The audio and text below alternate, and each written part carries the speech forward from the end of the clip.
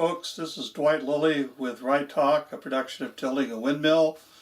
This is Wednesday, February the 25th, 2015, and the subject I want to talk about today has to do with the legislative process and what I have learned in my workings on the Senate Bill 65 and 81.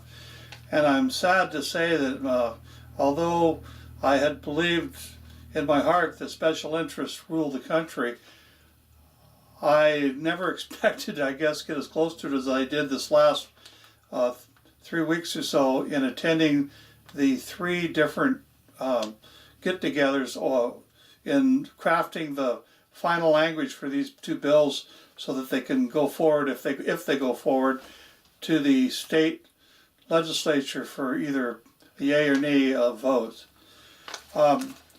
We were invited, myself and 2 other individuals, after the very first meeting held by the Senate Public Affairs meeting, to attend the future workshops.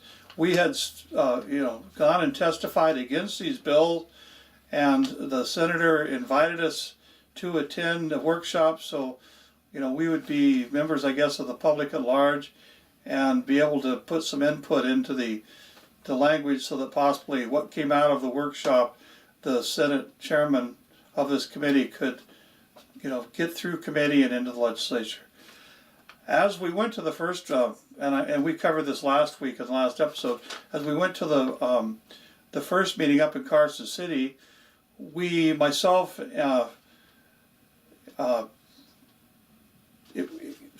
stated, I guess on this broadcast, on that previous broadcast, and in both written form and comments I've made on my Facebook page for Tilting Windmill, that in fact we were just being sort of sidestepped. Well, it even became more important, more, how would I say it, more obvious yesterday down in Las Vegas as we attended workshop number 2, that we were just being given lip service as members of the public. And in fact, the woman that chairs the meeting for this workshop, she had been challenged, as I understand it, in the last few days, because other powerful members of either the legislature or the public asked why they had not been invited. And what she said before the committee was just all telling. She said, "Well, I invited who I considered the experts to be here to go over this language."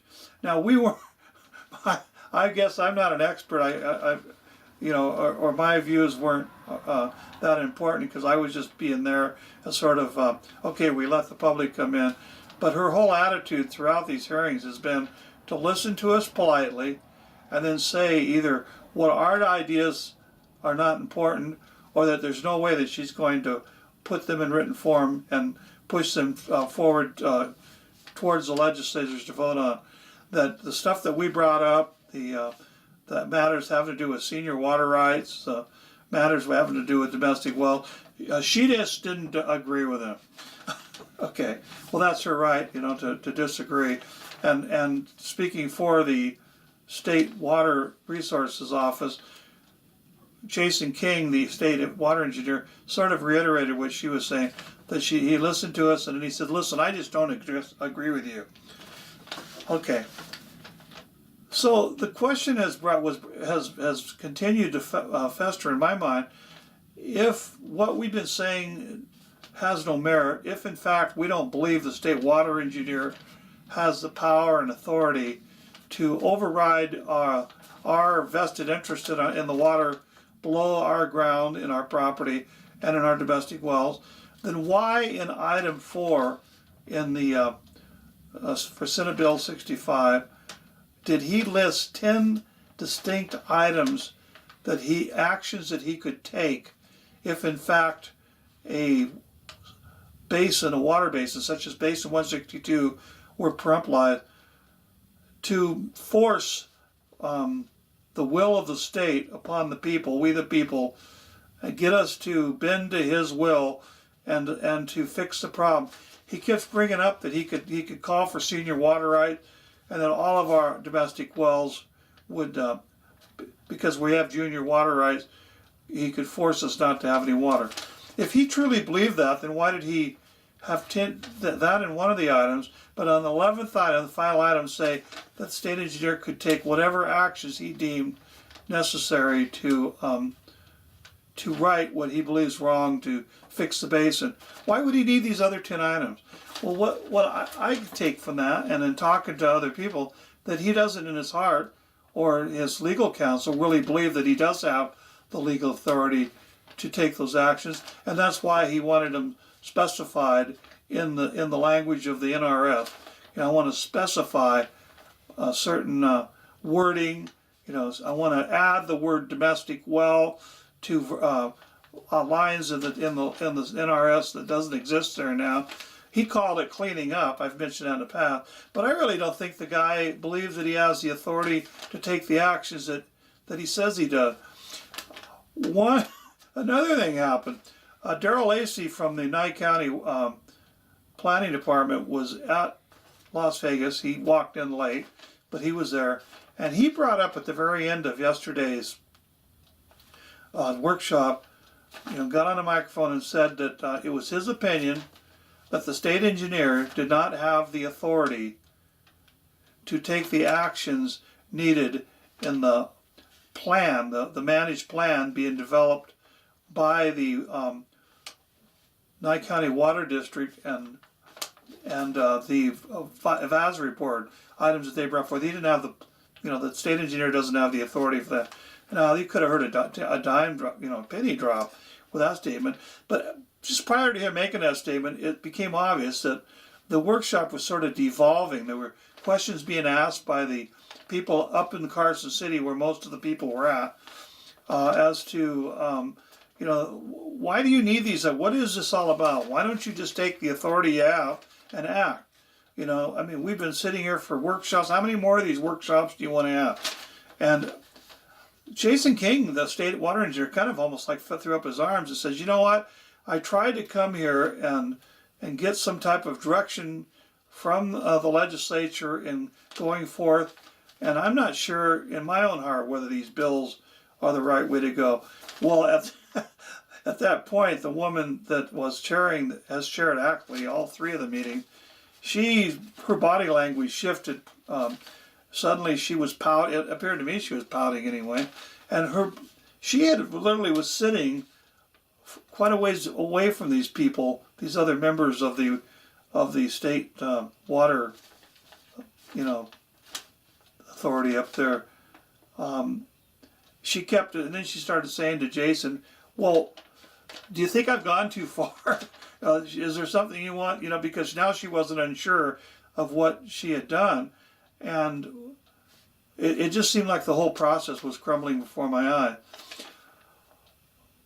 One of the things that I learned in this whole process, and I think I brought this up earlier, is that, money rules, special interest rule, the people that are in the know, the people that pull the puppet strings, they're the ones that drive legislation. We the people, when we think we're being represented by our state senators or assemblymen, or on the national level, our Congress, or on a local level such as our Board of County Commissioners, they're there, but really there's other forces driving it. There's the people that manage the government.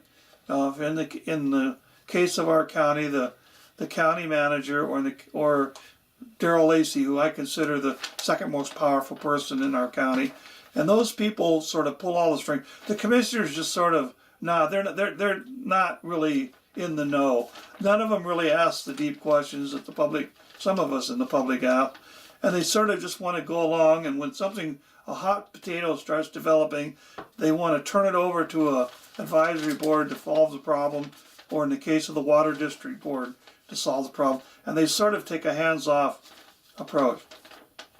So it becomes apparent to us, those of us that are active in the community, we're fighting an uphill battle. We not only are fighting the state government, we're fighting our own commissioners, we're fighting the employees that, in a sense, supposed to work for us. And the whole idea of democracy and representation and a republic just go out the window. We don't really have a republic with people representing us like the county commissioners claim they do. We have special interest representatives both on the state level in the laws that they develop and the county sort of operating under those laws and procedures.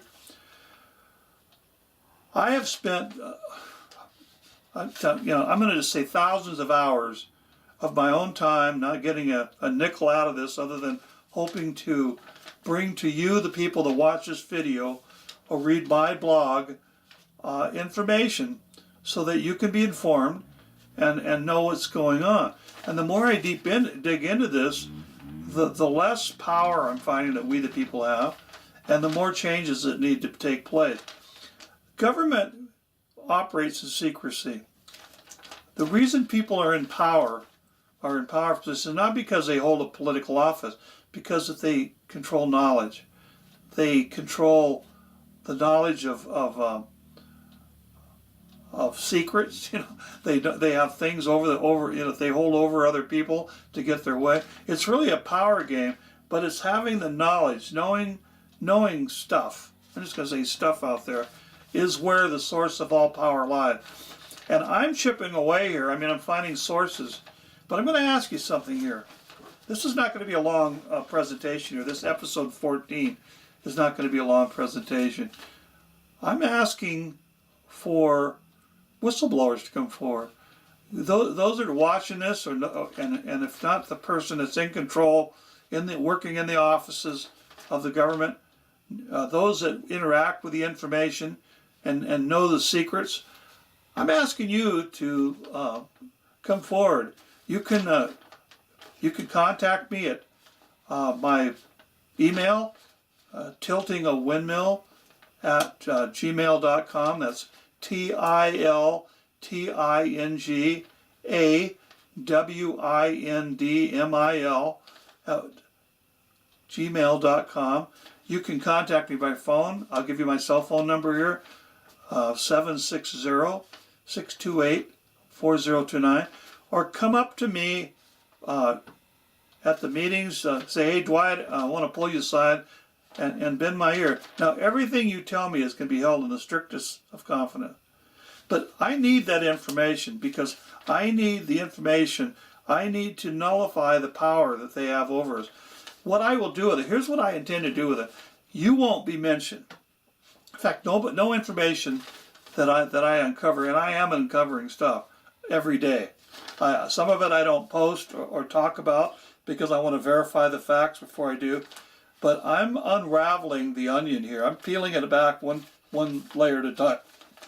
Because I am going to get to the bottom of why we have a dysfunctional government, why we spend so much money and get so little in return as far as services, why certain people, why is this person working there? Why we have so many layers of government? How come these people are making so much money? What is behind all these labor negotiations? What is behind the inner workings when they meet behind the scenes? And believe me, they do. Now, even though there's open meeting laws where they're not supposed to get together, I know for a fact that it happens because they drop statements and all the time, little words, phrases that you know that they discussed things before they ever came before the community. It happens. It's not supposed to, but it's a fact of life. But you in the know, you that are sitting in the secretarial positions, you that work in the finance department, you that work in the sheriff's department, you that work in the planning department, you that work in the treasurer's department, you that work in public works, all of these places are where these secrets are hidden. You know what's going on. You have the information that could fix the problem. You might be sitting there stewing. I can't get anything done. I can't go to my supervisor because of a fear of losing my job. I can't come out at a public meeting and say, hey, this is wrong. These decisions are wrong and this is why. There's some special interest that's controlling it. But I'll tell you what, I can do that and I will do that. They don't have nothing over me. I'm just a guy that retired.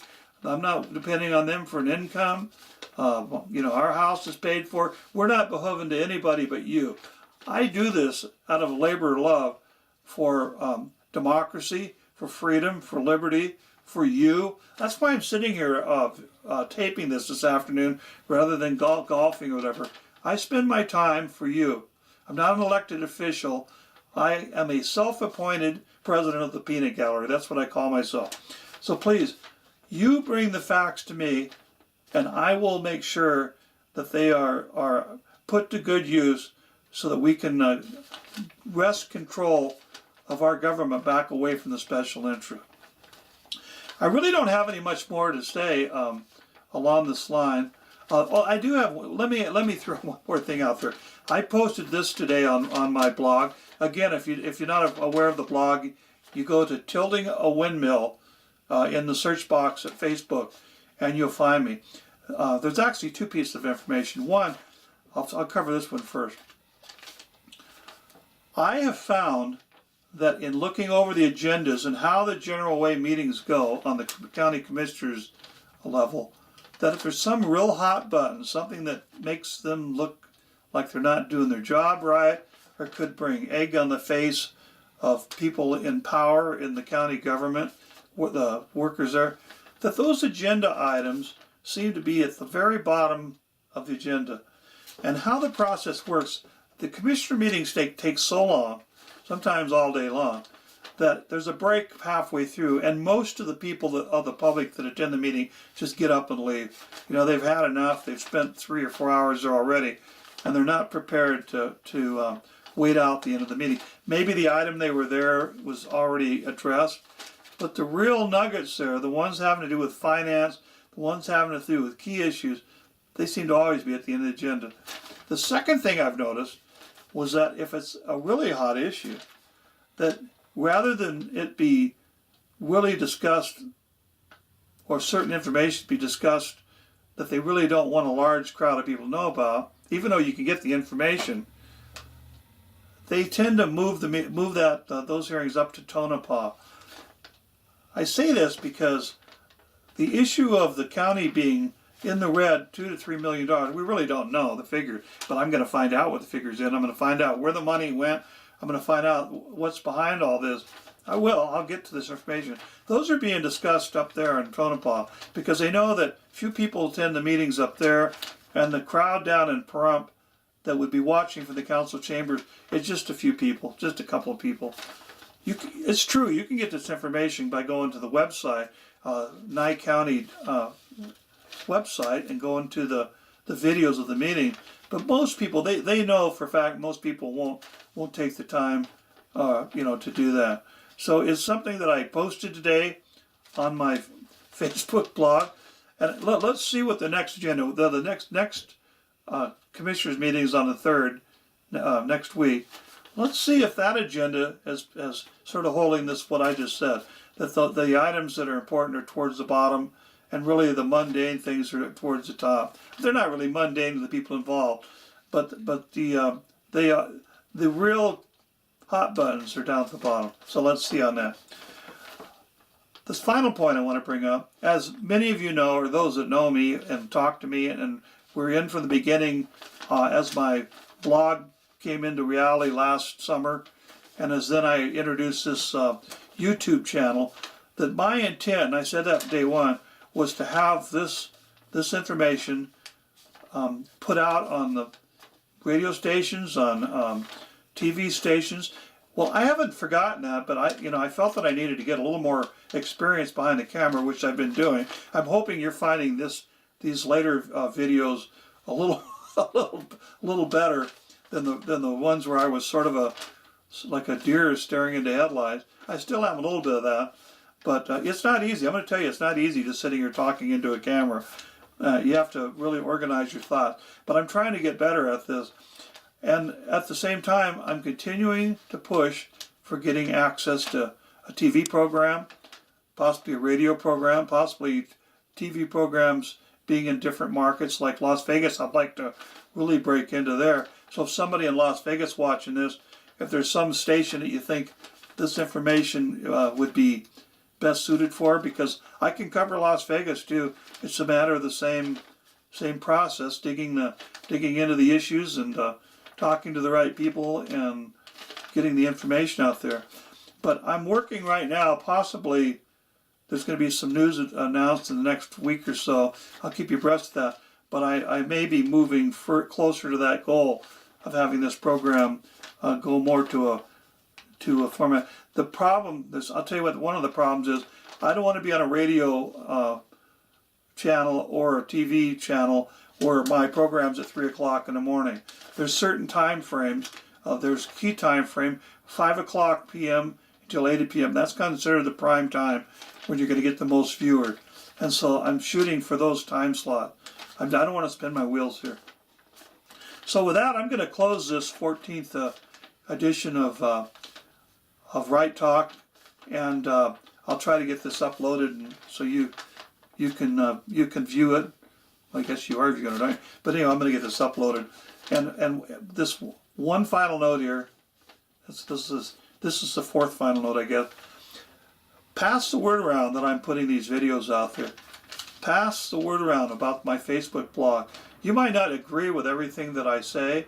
You might have a different take on it. Which, by the way, if you do, again, get in touch with me. I'm not some magical, all-knowing person that knows everything. I'm just presenting these items from how I see them, and with my limited ability and skills, try to get them out to you. So if you have a different view or want to, hey, if you'd have had this information, Dwight, you'd know the story is a little bit different than you told it, then fine. And I'm not a bit above correcting myself of something I said.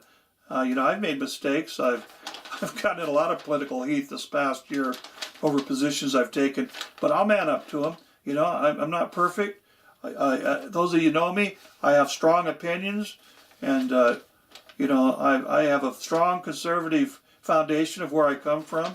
I'm a believer in liberty and freedom, and I push as hard as I can for that to become apparent throughout, to shine forth throughout our society. I push you guys. I question things. I may bring stuff to you that's controversial in nature. You might not agree with what I'm bringing forth, but I am trying. I'm working for all of us, what I'm doing. So with that, hey, have a good week, and after the council meeting next week, probably around this day, Wednesday, I'll have another edition of this. Till then, bye-bye.